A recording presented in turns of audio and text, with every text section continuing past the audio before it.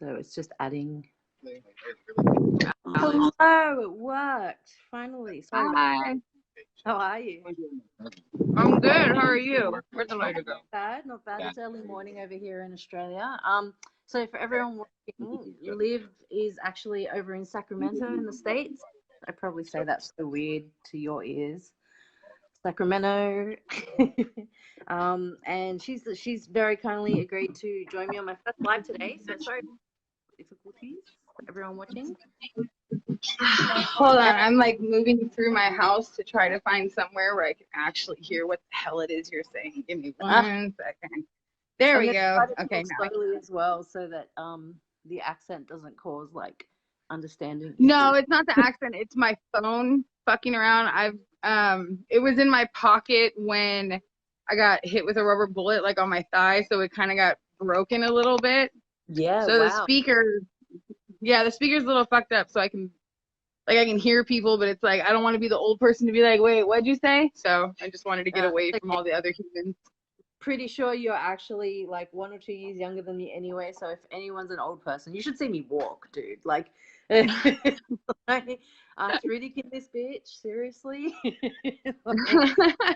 So don't worry. It's look, today's not like I'm not gonna be formally interviewing you or anything like that. I really just want to start putting content out there, having conversations with people, and funnily enough, I was really nervous about this the other week, and I had a dream, and I was talking to Liv in the dream. So I figured, why not have a chat to her? And with all the unrest and stuff going on in the world at the moment, which I think is long overdue, actually. It's about time a lot of this stuff came to the forefront. Unfortunate that it had to happen off the death of yet another person of color in the States. Something like I don't know, in the last couple of years, it feels like he's like up in the hundreds, George Floyd. Let's see. Last year in 2019, 1,099 people were shot by police. That doesn't include statistics where they were either beaten and like left in a cell, or whether they were tased and had like a cardiac sort of situation. It only tracks the shootings, but in 2019, it was 1,099 in the United States. And as far as my statistics have gone, we've tracked back to 2015, and in those 5 years, the numbers have remained pretty steady despite supposed police reforms that have occurred over that time frame. So in the last 5 years, I think it's been an average, or I think the total has been 5,244 people who have been shot by police officers in the U.S. Look, that's 5,244 people, way too much, if you ask. Right. And you agree, yeah. And it is a prevalent issue. Like what we're finding here, it's kicked off a lot of Black Lives Matter protests here, because of course our Indigenous people are like grossly mistreated in Australia. Our black Indigenous people of color here, who are our traditional landowners. Australia's never really, like, we didn't even have a constitution with those guys here. We haven't ever acknowledged them. Like, we did a sorry day as a government, right? Things like that, but it's never really been acknowledged that it's their land. There's still systemic racism going on in one of the states here, which is the largest black population of Australia, Indigenous population. 100% of juvenile justice prisoners are actually Aboriginal. 100% in the Northern Territory, which is the centre of Australia, where it is. And so it's sort of made a counter movement here, and Aboriginal deaths in custody here are a huge problem as well. I think since 2000 I should know this stat. I think it's since 2015 there's been 437 Aboriginal deaths in custody. I will probably be corrected on that by someone. And it's the same sort of thing as what happened, very similar to what we saw with like Sandra Bland, for example, where they're put in custody, something happens, there's never quite footage of it, and then all of a sudden the person's like, oh, they committed suicide, oh, they're dead, like, and you know, there's not really a lot of justice. The same cry over here of no justice, no peace has been pretty loud.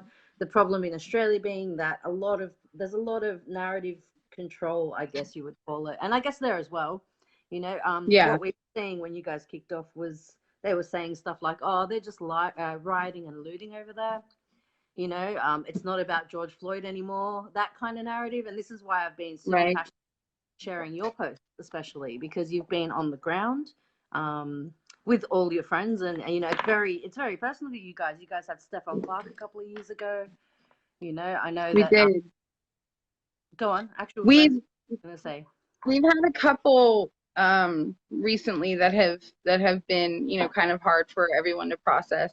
Stefan Clark was definitely a catalyst in Sacramento. We've had a history of questionable police murders in the past.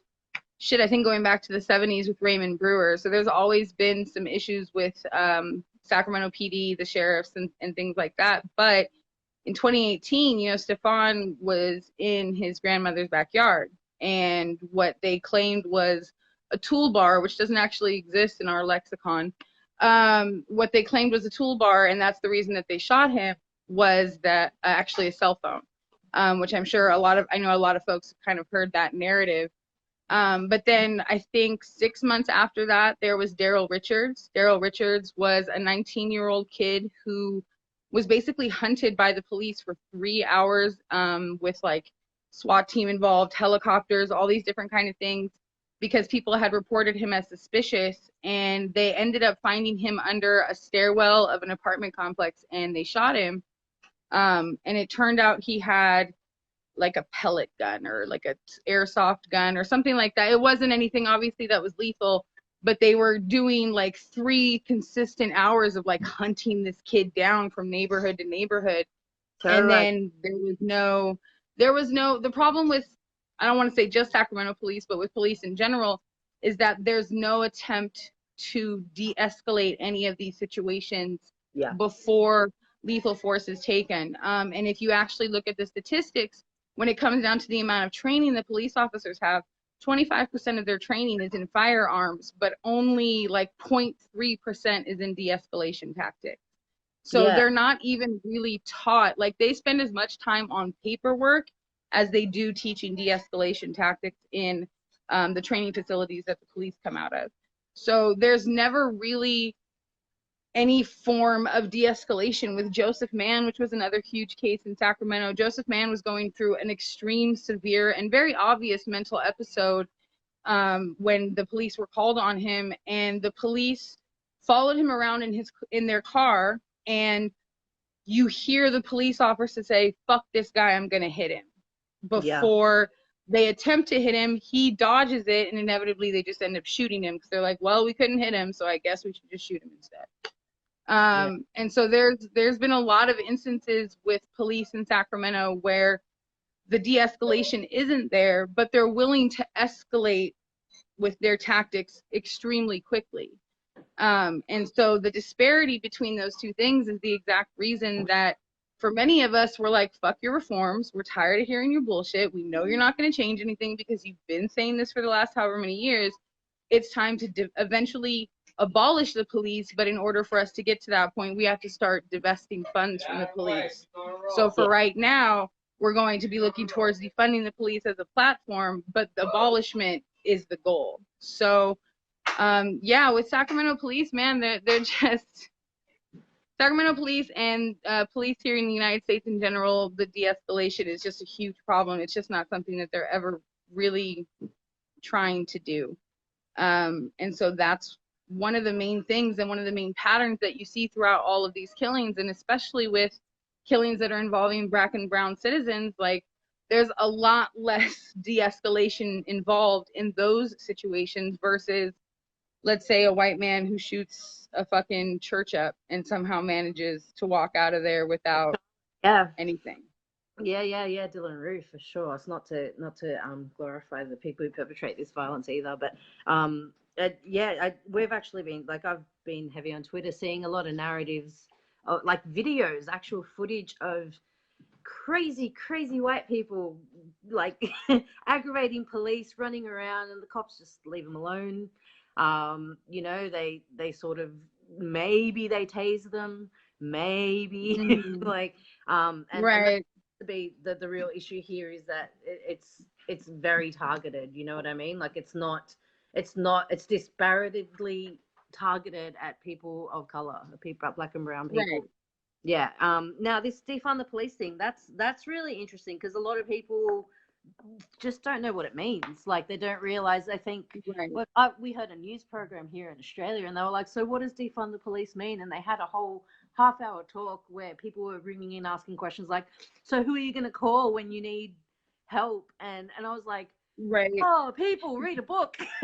Like, Right. so do you want to talk a little bit more about why defunding the police, like what you would do, what that would look like, I guess, in the eyes of people who are protesting this at the moment? Sure. I mean, to put it in perspective, I'm just gonna, utilize Sacramento because obviously that's the city that I pay the most attention to since I live Sure. here. Our budget for quote unquote public safety, which is police, DHP, et cetera, et cetera, et cetera. Our budget, 80% of it goes to public safety, which means that in some form or fashion, policing forces are receiving 80% of our budget. And with our budget being somewhere close to $1 billion, they're receiving $800 million worth of funds for things like tanks, for things like additional helicopters, for things like 400 bajillion hours of overtime that they can't fucking rectify in the books.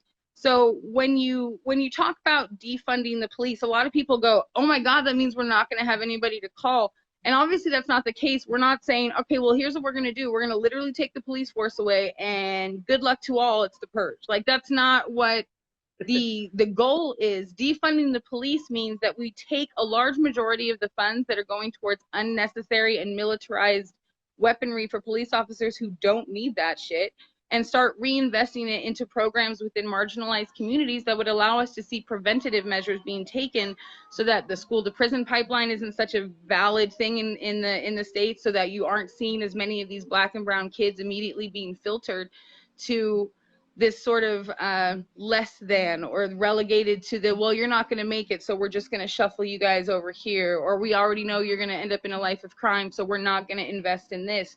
But if we were to take some of those funds and start investing them into, mental health programs, allowing for these black and brown communities who are going through trauma that has been basically ancestrally passed down from generation to generation, like we don't have access to the type of mental health care that would allow some of these traumas to be able to be, regulated, that would allow some of these people to start going through therapy and being able to see different measures of learning how to heal.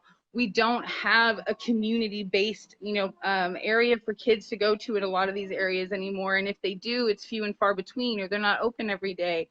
There's just all types of ways that if we start reinvesting into our kids and we start reinvesting into education and we start actually putting our money into places where you would see the prevention of these issues from happening, you're going to start seeing that police aren't as necessary. No one's saying at this point that we're going to take away the police for crime related shit. Like if your house is being broken into, you would still be able to call the police.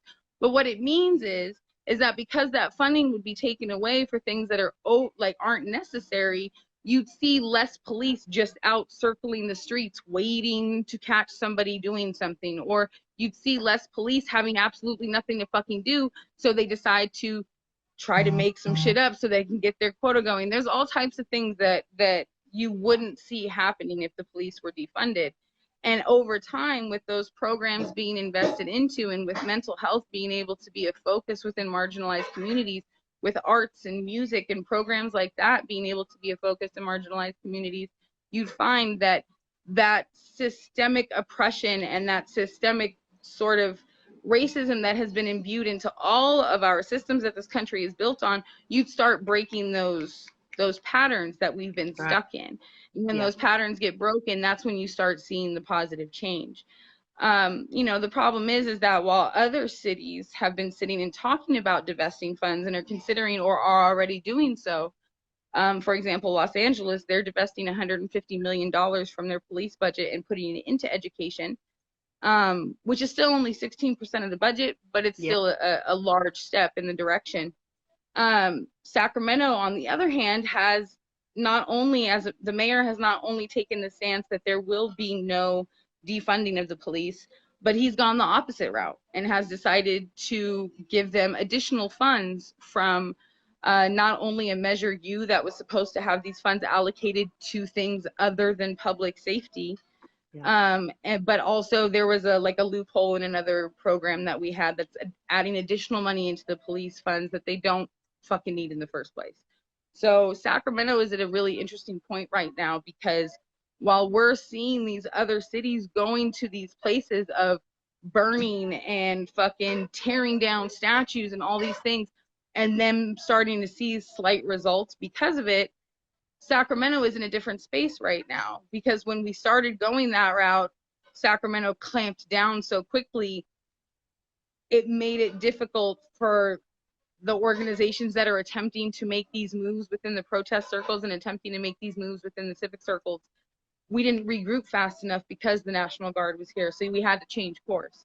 And when that changed course, it's a lot of things ended up changing course. And it's interesting, the narrative is that the riots and the looting and all these things are bad, but in reality, for the most part, they're just a byproduct of, again, the fucking system that we've been going through.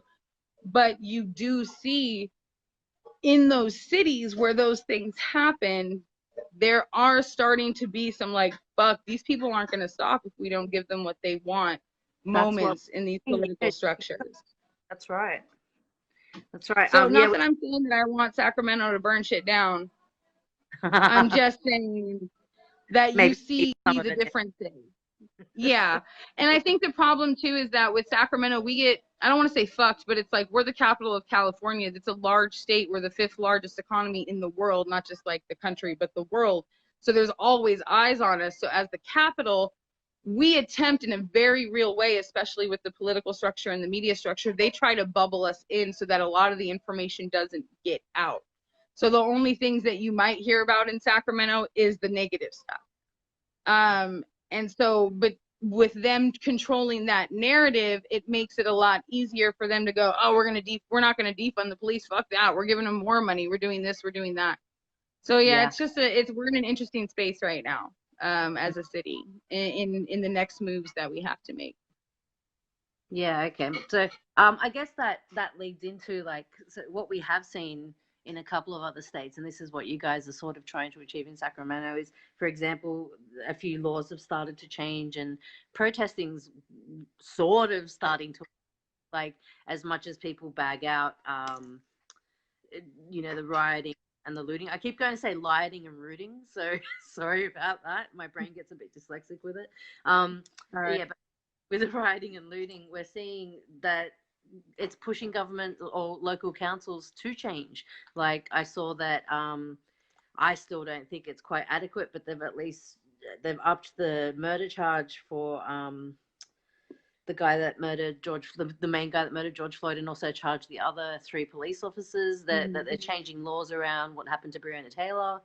They're not doing Noggins, and I can see, like, what we're seeing as well is it's halfway there. Like, it's 70% of what needs to happen.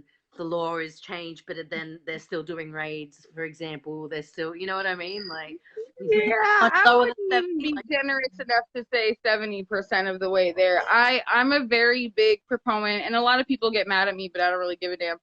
I still think a large portion of the things that they're doing right now are performative, because they've changed the law in Breonna's name, but they haven't arrested the people that killed her. Like, they're still on the force. They're still, you know what I mean? Like, there's still those issues where you can't say something is so wrong that you changed an entire law about it, but then don't go back and go, hey, by the way, the reason we made this law, we should then go and arrest these people that caused this law to exist in the first place. Yeah. And it's the same thing with, like, with just a lot of these small things, like, the fucking Nancy Pelosi and them wearing kente cloths in the damn Capitol Hill. Like, there's these things that keep happening that are a majority, in my mind, performative. And it's the same way as saying, unless your actions are going to match your words, I don't really give a fuck what you have to say. So right now, across the states, we're seeing these little incremental changes, but a lot of times that ends up happening because they want people to stop. They want folks to stop protesting. They want people to stop being angry. They want people to stop showing up at the mayor's house, hi Daryl, in the middle of the night and waking them up. They want folks to stop. And so they give you these like little like portions, these like small little morsels of what it is that we're actually looking for. And a lot of times that can be enough to stop the momentum. And then they feel like they're hands free and clear for the next however many years until something crazy happens again, or however many months, or however many weeks, or however long it is. But I think what the politicians and what like the city government officials aren't really factoring in right now is that we're officially done. Like, we're not doing this shit anymore. Like, I can't speak for the whole country. I can't speak for the whole nation. But for those of us who are out on the front lines every day, for those of us who are sitting in a home and planning things that we need to be doing, for those of us who are out there marching, for those who are out in the fucking middle of City Hall, like fucking Dr. Flo, who was handing Daryl Steinberg his ass during City Hall, you know, unless like those folks can all sit here in some form or fashion and tell you we're fucking done. So these little morsels that they're handing us are great, but we gladly will take them, but they are under the impression we're going to stop, and we're not stopping. Like, this is now officially hit that point where I don't think any of us can go back. So it's now about all of us starting to realize just how big of a marathon this is going to be, and how to make that marathon something where, as we continue to fight, we don't burn out too early or burn out too fast, or we don't accept less than what we need in order to actually see what it is that we need to see happen. You know, until these kind of issues don't exist, until the fucking system is abolished, and I don't want to even say that because the system is broken, we need to fix it, because this is how the system was built. So it's not broken. They wanted the system to be this way. So it's time to just burn the shit down. And again, I'm not saying that literally. I'm not telling you to go burn the city down, but I'm just saying that we've hit that point where there's no longer going to be the, okay, well, we're just going to protest for a little while and fuck it, we're good. Yeah, we're not taking your Band-Aids. We're not doing that shit anymore. Like, these wounds are going to have to heal. And sometimes that means that some of y'all are going to have to feel the hurt, which is why you're seeing different methods of protesting happening, you know, nowadays. Like, it's not just marching. People are showing up at city officials' houses. People are tearing down statues that are symbols of racism and oppression. Like, people are officially over it. And so this is only phase one. I think politicians think it's like phase 3, like they're almost over with it. So maybe they think they're 70% done. Yeah. But they've only got about 5% of what is about to be coming. So because it needs to be like, it needs to be systemic change, so an all over change, not just as Tamingo, one of my friends, said in the comments, they're band-aiding the issue, not dealing with the wounds, kind of thing. Right. Yeah, and that's and I feel like it's happening largely in the States, but I feel like this is an issue the world. Well, no, I don't feel like it. It is an issue the world over. The disparity between what is largely a white population and anyone who isn't white.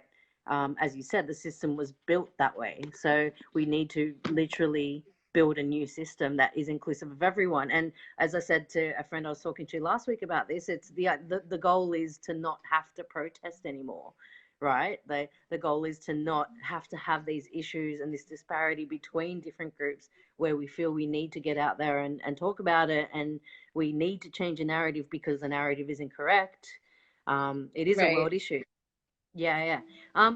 You mentioned about different ways of protesting. I saw something really interesting that your guys in Sacramento, you guys have started doing, which is like protest block parties.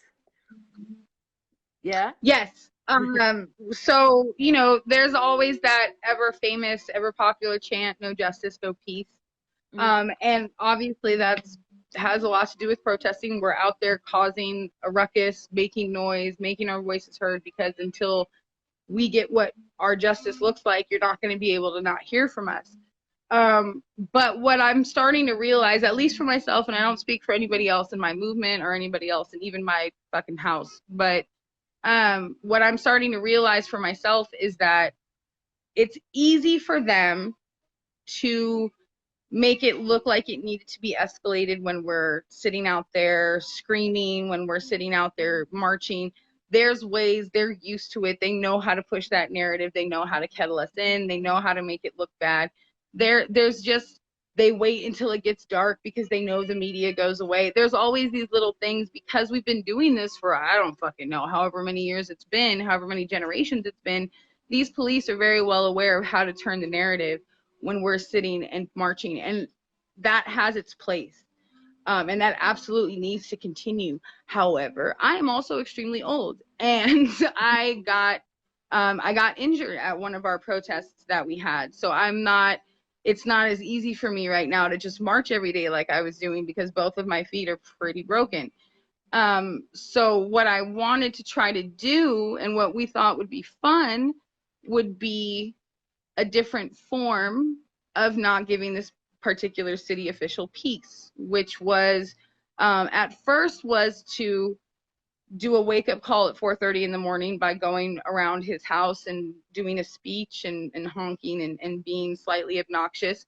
But if you happen to see the video of that, or if you go back and look at the video, even then you see a neighbor come out and just fucking angry and just like hyphy and like trying to take the camera. It's like 5 o'clock in the morning. I don't know where she got the energy, but it's that anger, and that's how they flip that narrative.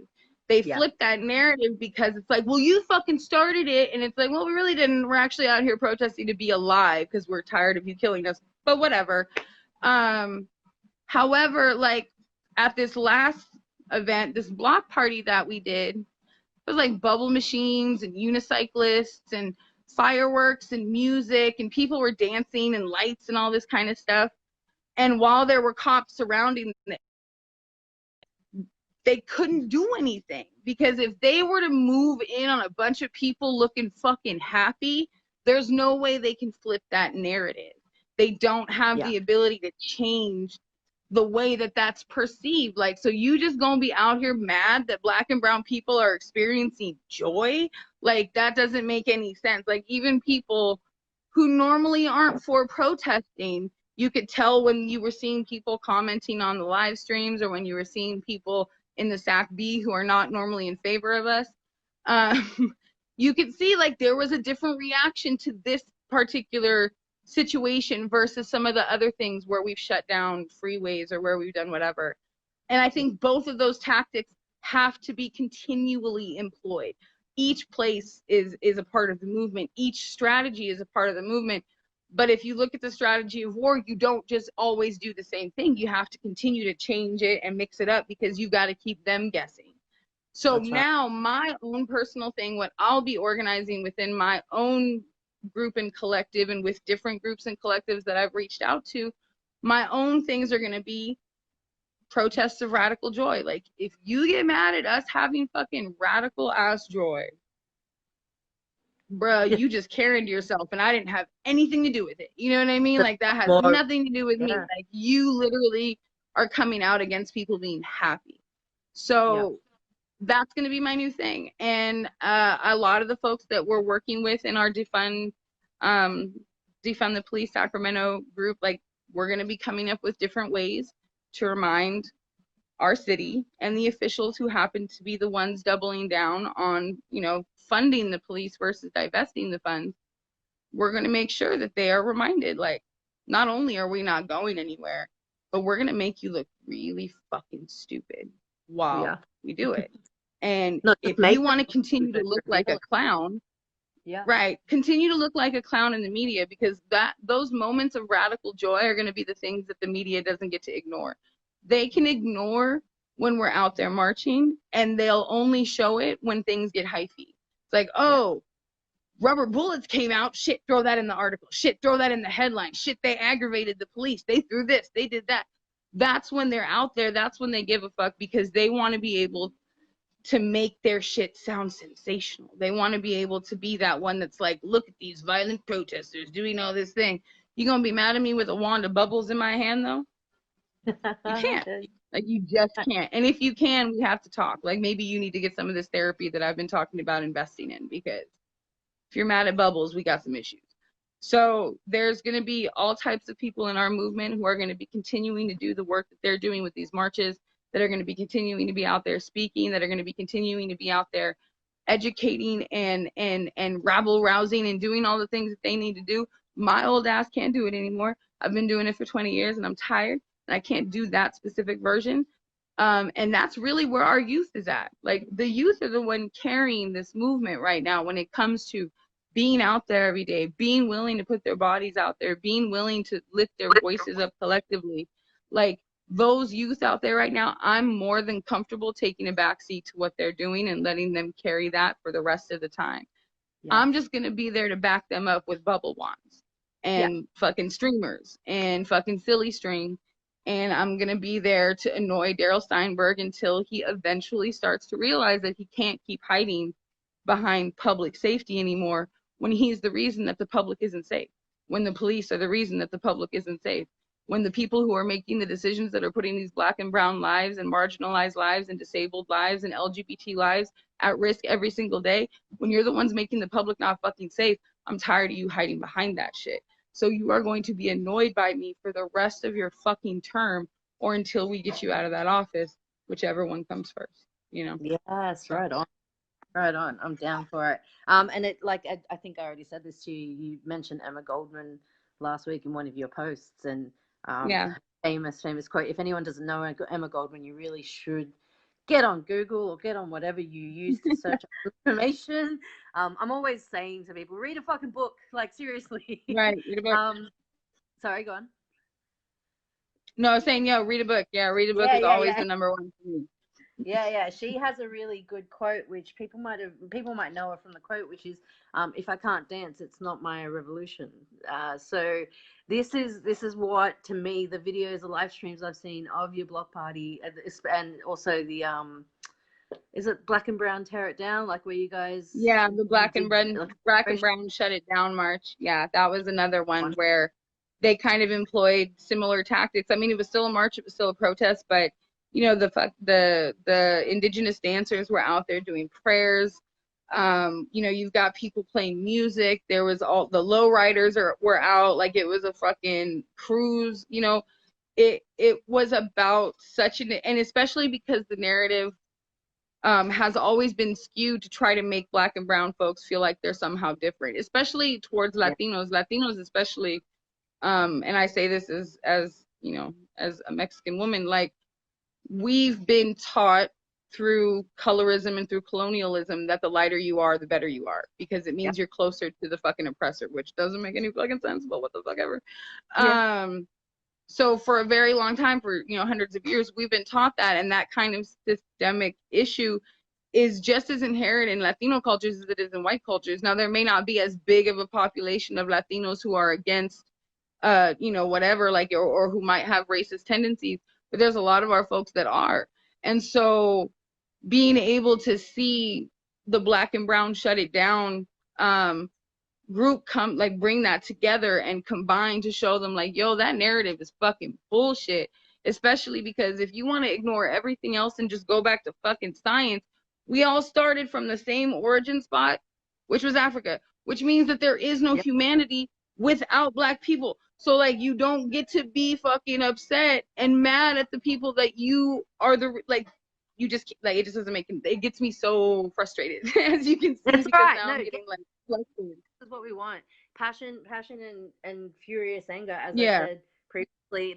There's room for it and there's space for it, because then it needs to be a combination of that passion, that furious anger, that happiness, that joy. It's a whole gamut of emotions involved here, because it's our lives. I come from a place of privilege here in Australia that people don't really like. I say I'm a proud brown woman, and they look at me like, but you know what I mean? Because there's not as much, there's not as much of that in the focus.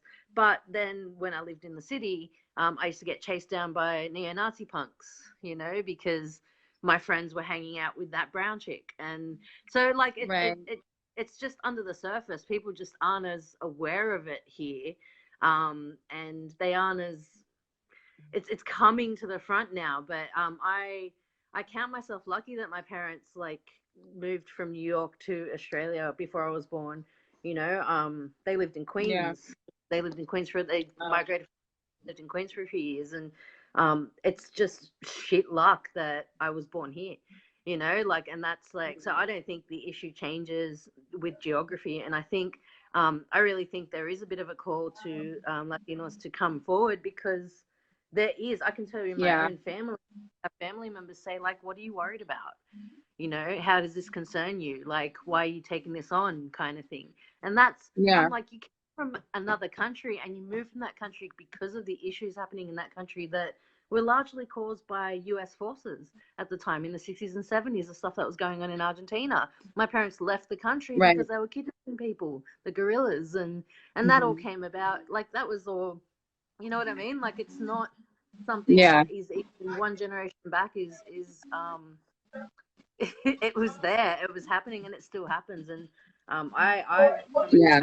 about having kids here engage with that vibe. You know, you don't have to be in the middle of it to understand it, kind of thing. Yeah, Yeah. I'm really proud to know you. I've been, people who are on my profile will know I've been sharing your posts like crazy, because you just, the way you articulate everything is so eloquent. Like, you are, and you do actually work in media over there. Is that right? Sorry, I've got a cat. I do, yeah. I'm a freelance journalist, and I'm also the editor at large for the SAC Voices project with the Sacramento Bee. So, and that's a project that specifically works to highlight marginalized communities and bring voices out of those communities. That, I'm sorry, my fake husband is doing a weird dance in the background. So if you saw me, Joining in. oh my God, I hate you. So yeah, no, so that's what I do in the media for right now. But you know, I think my newspaper gets kind of annoyed with me sometimes because of the way that I kind of go about things. Like, I've called them out on Facebook and been like, yo, you're the reason that the narrative is spinning the way it is, because look at this headline and look at this and blah blah blah blah. But I've also seen them making huge changes now that and I'm not saying this just because of me, it's clearly not, but there's definitely, you're starting to see those changes coming about with that particular media company, and I'm hoping that it stays that way. But that's, part of the goal with this whole radical joy concept is I dare the media to try to change it. You know what I mean? Like, I dare them to try to change the narrative into something that isn't joyful. Like, you can't. So that's the media. Like, being media is kind of an accidental thing. I just happened, I think, to be able to write, and then, like, enough people on social media saw it, and then I became a journalist by accident. Like, it's not something that I studied or did. So I've only been writing professionally for like 2 years, 3 years, I think, something like that.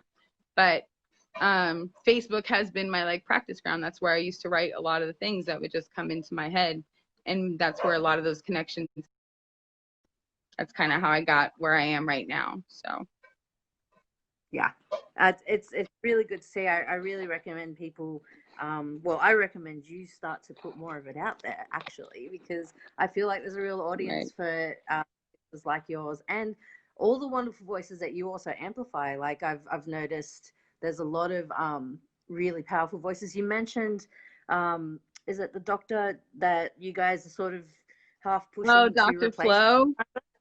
Yeah. Yes.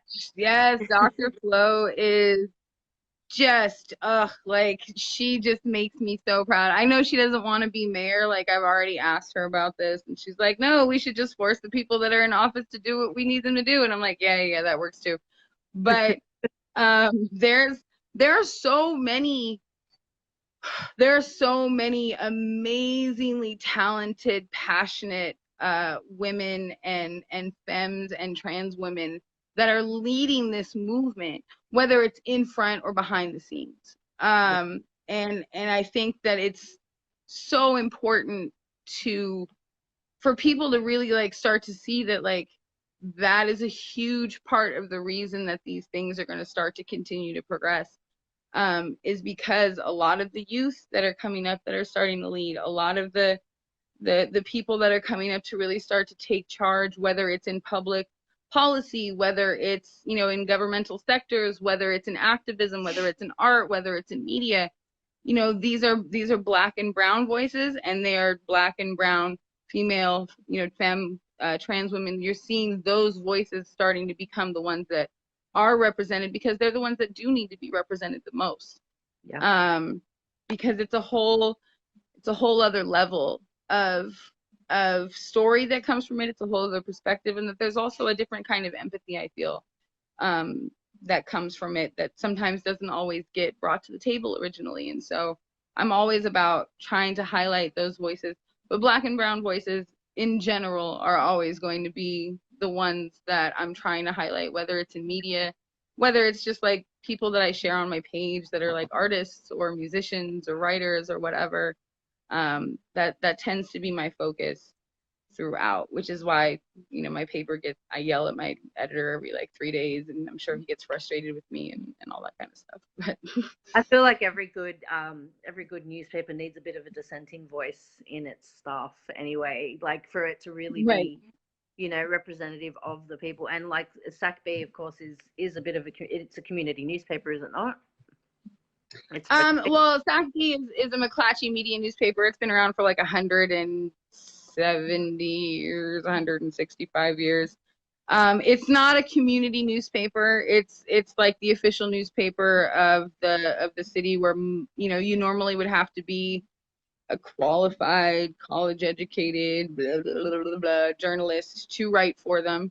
But now with, you know, I think with having me there, because I don't fit that particular mold, and then being able to open up the door for folks who are like me, who don't fit that mold, but are able to articulate a story in a way that some random writer that has nothing to do with the community that they're talking about could say.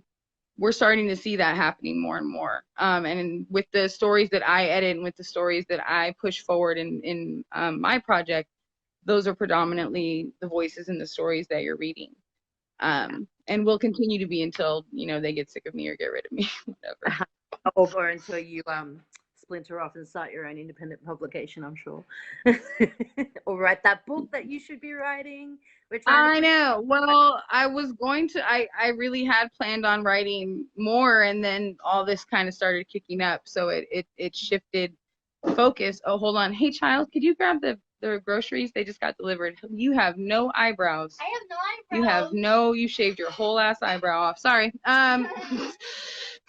Welcome to teenagers. Yeah, it's my 15-year-old. So yeah, no, I think those are definitely the voices that we need to start seeing more of. So it's not a community paper, but we are attempting with great efforts to try to bring in community voices to actually write about the community, because they're the ones that are living the experiences. They're the ones that are going through these issues. And even if I were to go in and try to tell their story, I might tell the story well because I can, you know, I can verbally write, I can say words. But if I didn't experience it and I don't have a connection to it like they do, I'm not going to tell the right story. I'm going to tell my version of the story, and who the hell cares about my version of the story? So that's kind of what the focus is for me at the Bee. And if I ever get time off again to do anything, then I will probably start writing that book. But I don't know when that's going to be. And just let us know about the Kickstarter, because I'll definitely push for that. If you guys don't know Liv's writing already or haven't seen the post on my page, cycle back. Like, you definitely have a way with words, and not to blow your horn, because I know you do it on the basis of other people. And being an Aquarian like me, we're like, well, what else are we supposed to do?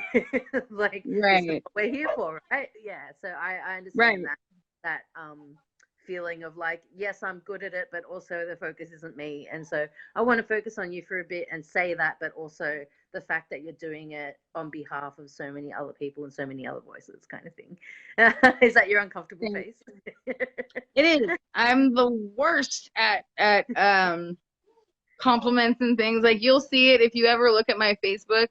When people say things to me, I say almost the same thing every single time, because I'm like, I don't know what I'm supposed to say. It's a compliment. Yeah. So I'm just going to say this, and then I'm just going to keep it pushing because I don't like it. So yeah, I'm not very good at that, but I appreciate you. And I definitely, you know, I'm glad that I can use my voice in some way, because my mom said I'd never be able to get paid for talking as much as I do. So yeah, right.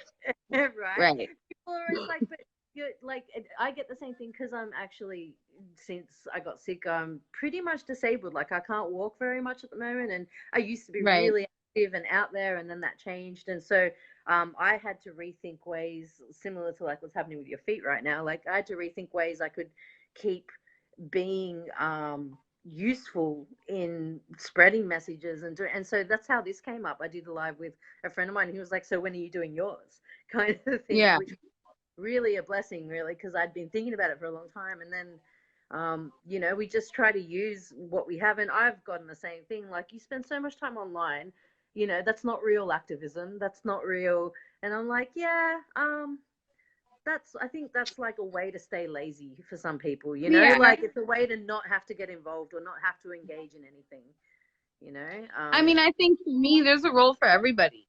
And I think what ends up happening for a lot of folks, especially for folks who are like, yo, I really believe in this, like, Black lives absolutely matter. I'm here, I'm ready to yell and scream, but they can't be out there. There becomes this like weird guilt that people start like buying into, where they're like, well, I'm not doing what I'm supposed to be doing, I'm not doing enough, I'm not doing this. And then because they get that weird guilt, instead of coming up with alternative routes or ways or finding different roles that they can put themselves into, a lot of folks will like kind of shrink back because they feel like they aren't doing enough and they feel bad, and then they don't know what else to do, and they don't want to like admit that they don't feel like they're feeling like they're doing enough. And I think that that's a really dangerous and unhealthy mindset, because everybody has a role, and not everybody can be out there every day marching. I can't even be out there every day marching. And social media, having conversations, talking about things, especially when you're talking to people who aren't in the same exact space as you. Like if you're talking to someone across the country, across the world, there's going to be such a different perspective, even if there's like a similar vein or a similar line, that you're opening up those conversations for other people that otherwise wouldn't have had any idea why they should be paying attention to what's going on in Sacramento, or why they should be paying attention to what's going on in Australia. And it's the ability to connect the fact that all of us, while we have different experiences, are all in some way experiencing that same core thing that needs to be changed. That's how you change shit. Like that's the way that you're able to do it. And that's why storytelling in some form or fashion, whether it's through podcasts or through articles or through media that's, a little bit more objective and a lot less like sensational, that's why all of that's important. So like everybody has a role, whether it's on social media or not. And it's so important for everybody. If you believe, like the rest of us do, that Black lives matter and that they have to matter in order for anyone else's life to matter. And that's the problem, is people like, they hear Black lives matter and they're like, well, what about my life? What about my life? I'm like, yeah, motherfucker, we get it. Your life matters too. That's great. But you've never had to fight to prove that. Like, you know what I mean? That's where people just kind of miss that disconnection. Like even, and again, it goes back to, and I'm just speaking from my own experience with a lot of, folks in the Latino culture, you'll hear them be like, well, hey, we go through this stuff too. How come our lives don't matter? And it's like, okay, yes, we definitely go through it. If you look at the statistics, Black and brown killings when it comes to police killings are pretty proportional. However, our population is higher. So while we may have like the same percentage, it's still more likely that you're going to be shot while you're Black than while you're brown, because the population's different. There's less this, blah, blah, blah, right? But what they don't consider, and what folks don't consider, is if there's even a moment for you to be able to step into your privilege, you've never understood what it's like to live through that experience of not being able to do that. I can step into my privilege. I'm Mexican, but I'm also Irish. Like my features aren't so indigenous that you can look at me. I mean, my tattoos kind of give me away nowadays, but like you can't necessarily look at me immediately, especially from 20 feet away when you're trying to shoot me. You can't look at me and go, shit, she might not be white. Like she might be white. I can't tell. There's that pause.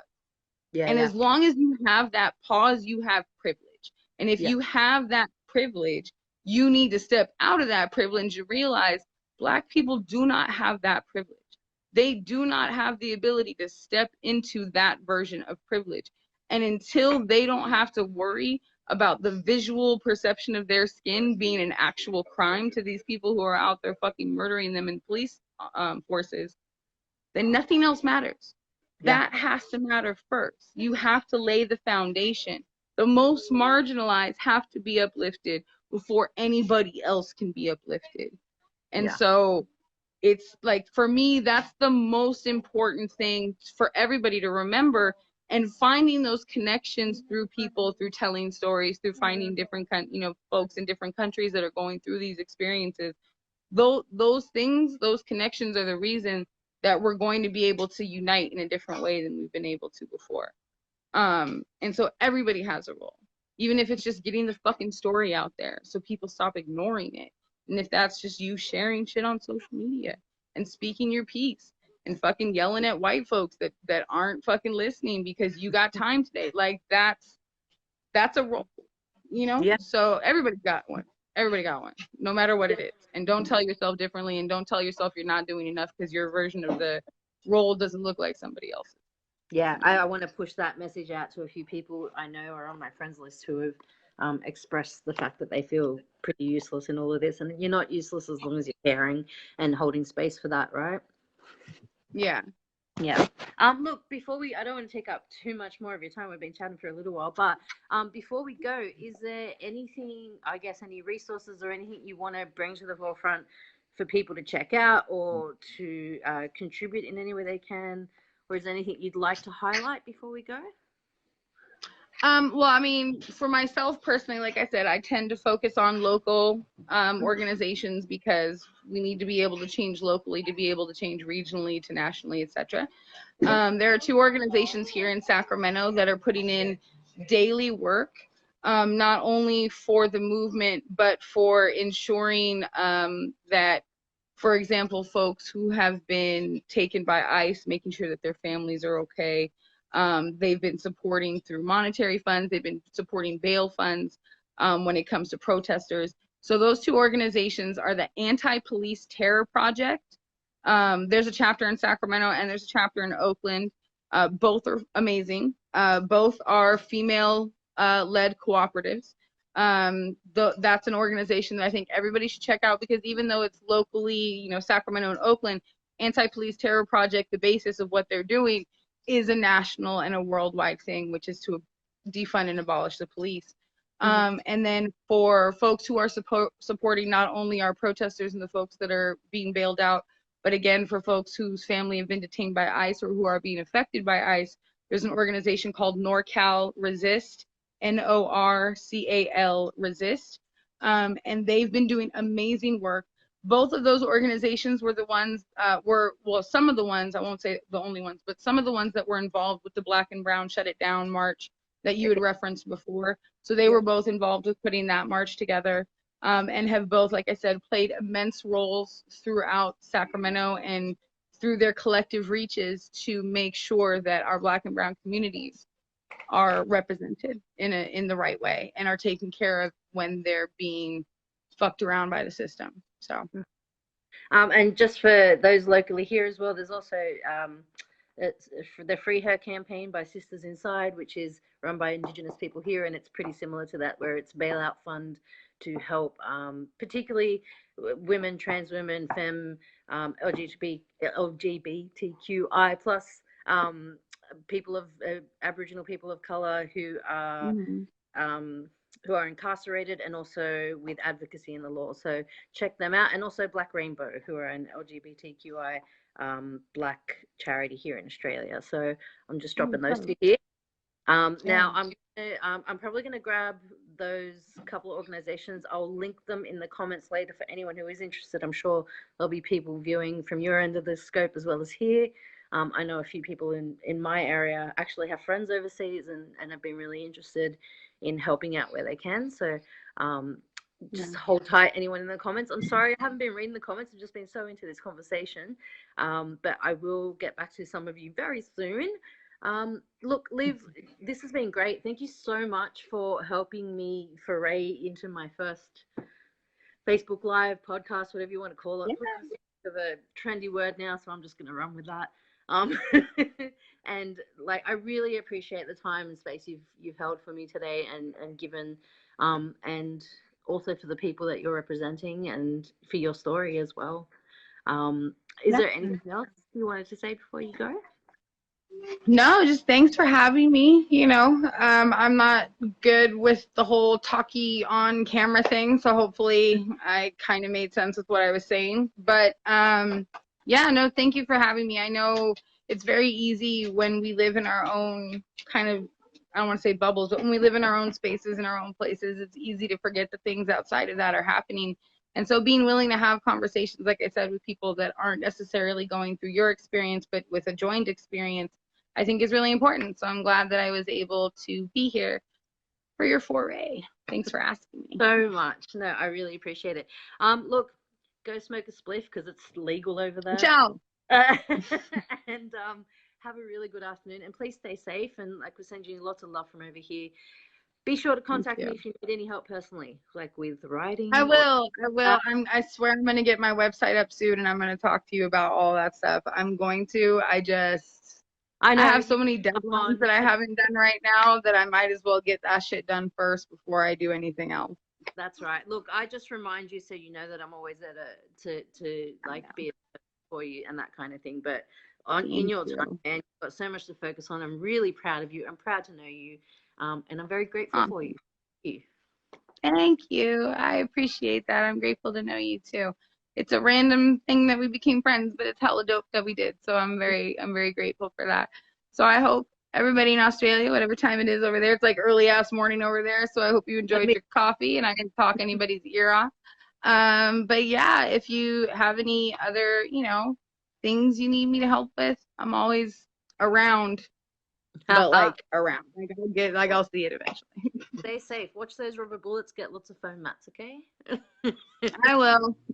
Yeah. No, I love it, but it's not a joke, guys. It's real. This is really happening over there. So I really am just glad that you've managed to stay safe so far, and big love and protection vibes to you and yours.